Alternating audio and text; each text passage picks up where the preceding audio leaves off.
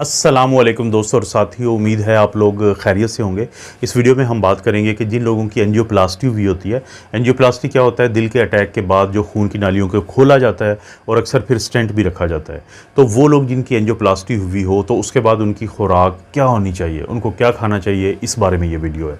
सबसे पहले हमने बात करनी है कि जब आप सबसे पहले उठते हैं सुबह, तो उठते ही अक्सर लोगों की आदत होती है कि वो चाय पीते हैं और उसके बाद साथ बिस्किट वगैरह ले लेते हैं।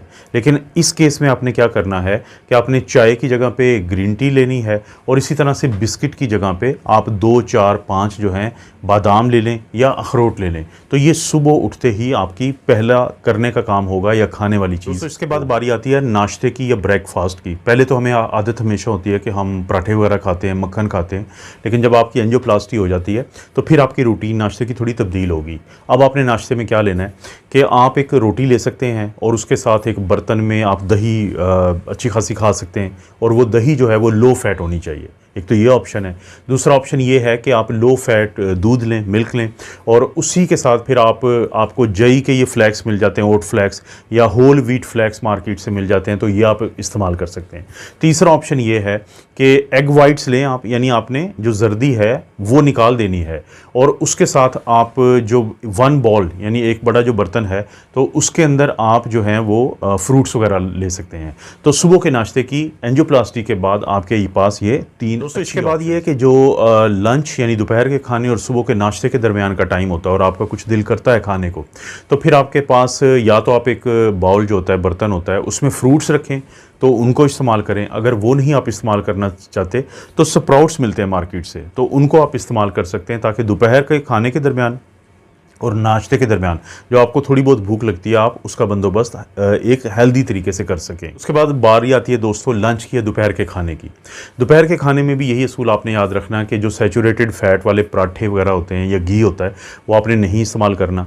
इसी तरह से आपने कोशिश करनी है कि जो आपका खाना तैयार हुआ है उसमें ऑयल्स जो हैं वो कम से कम डलवाएं, ज़्यादा ऑयल ना डलवाएं।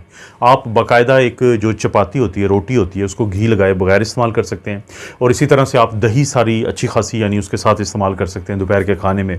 और इसके अलावा डिज़र्ट जो हम अक्सर ये इस्तेमाल करते हैं, तो लो फैट मिल्क में बना हुआ जो डिज़र्ट है वो भी आपको बहुत ज़्यादा फ़ायदा देता है दोपहर के खाने के लिए। अब दोस्तों अगर हम बात करें कि जो स्नैक्स हम लेते हैं दोपहर के खाने और रात के खाने के दरमियान, तो उसमें भी आपने कोशिश करनी है कि बिस्किट्स या मीठी चाय, ये तमाम चीज़ें जो हैं आपने परहेज़ करनी है।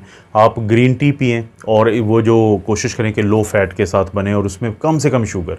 ये जो लोग शुगर के ज़्यादा चम्मच डालते हैं ये बाद में बहुत नुकसानदेह होते हैं इनके लिए।